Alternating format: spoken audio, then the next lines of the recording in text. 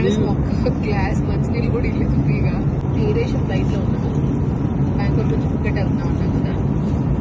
ఈ బాటిల్ ఎంత ఉంటుంది? 250 ml, 500 ml, 460 ml. మనకి ఇండియాలో ఎంత? 10 rupees. 10 రూపీస్, 10 రూపీస్ కదా. ఇక్కడ ఈ bottle 40 baht, 40 into 3 times 120 rupees ఈ బాటిల్. కనీసం ఒక్క గ్లాస్ మంచినీళ్ళు కూడా ఇల్లు ఫ్రీగా కొనుక్కోవాల్సిందే. ఎయిర్పోర్ట్ లో తక్కువ ఉంటుంది, 35 బాత్ ఉందంట, ఇక్కడ 40 బాత్. టూ మచ్ కాస్ట్లీగా ఉంది.